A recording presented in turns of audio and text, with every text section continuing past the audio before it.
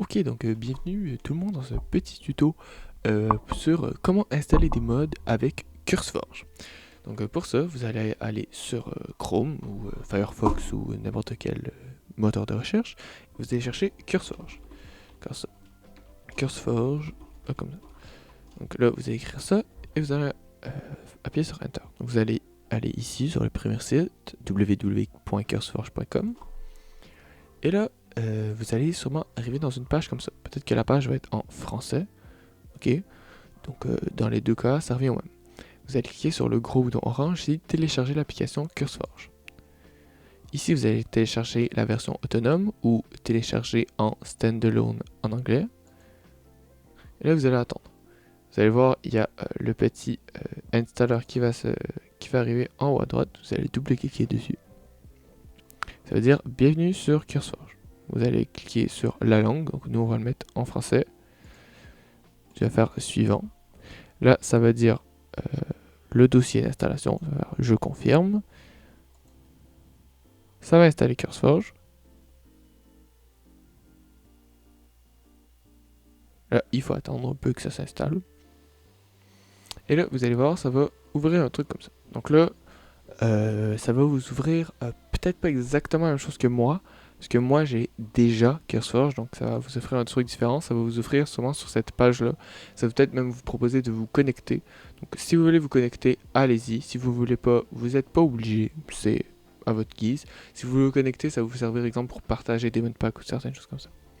Donc là, vous allez choisir ce que vous voulez. Donc Minecraft, Hytale, Palmworld, le jeu que vous avez envie. Nous, pour notre exemple, on va utiliser Minecraft. Donc là, vous allez avoir affiché un endroit où tout ça, ça sera pas là, ça va être vide. Et là, ce que vous allez pouvoir faire, c'est chercher le mode qui vous intéresse. Donc, je sais pas, imaginons, nous, on va utiliser Simples Voice Chat. Ok. Donc, si je vais chercher Simples Voice Chat. Là, vous allez voir, ici, il y a mode. Donc, vous voyez, le mode, il va être là. Si vous voulez les catégories, ils sont tous ici. Donc, les modes pack, les modes data pack, ressources pack, shader, world, add-on. Il y en a des tonnes. Tout pour chaque coup. Nous, Simples Voice Chat, c'est lui qu'on veut. Donc là, on peut aller vérifier, est-ce que c'est bien lui? Oui, ok, parfait. Donc là, on va cliquer sur installer.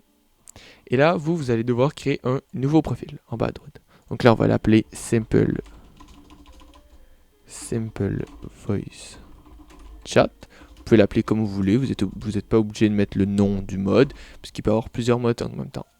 Ensuite, vous allez aller dans Avancer. Et là, vous voyez, il y a Minecraft version. Donc ça, c'est pour sélectionner en quelle version vous voulez installer le mode. Donc dans notre cas, on va utiliser le 1.21.11. Et ici, c'est le mode loader. Donc c'est avec quel mode loader on va un mode loader, c'est ce qui permet de faire fonctionner le mode, donc avec lequel on va utiliser. Donc, moi, j'utilise personnellement presque que Fabric parce que c'est le plus commun et il est très très utilisé un peu partout. Donc moi, j'utilise presque que lui. Moi, je vous conseille Fabric. Vous allez faire créer. Là, ça va arriver ici. On attend, ça s'installe. La première fois, ça se peut que ça prenne un peu plus de temps. C'est normal. Quand vous allez voir que tout est installé, et bien là, si vous voulez rajouter des choses, par exemple des shaders, des choses comme ça, vous pouvez y aller. Si vous avez des questions sur les shaders, les ressources pack, d'autres questions comme ça, n'hésitez pas à les poser en commentaire, j'y répondrai. Je pourrais même faire une vidéo plus détaillée si vous en avez besoin. Ensuite, vous pouvez appuyer sur Play. Et là, ça devrait se lancer. Donc, à mon avis, ça va sûrement vous demander une autre étape qui va arriver, c'est que ça va vous demander de vous connecter à Microsoft. Donc, vous allez devoir vous connecter avec votre compte Microsoft. C'est normal parce que vous devez vous connecter impérativement avec le compte Microsoft avec lequel vous avez installé Minecraft. Donc, celui avec lequel vous avez acheté Minecraft, vous connectez avec ce compte-là.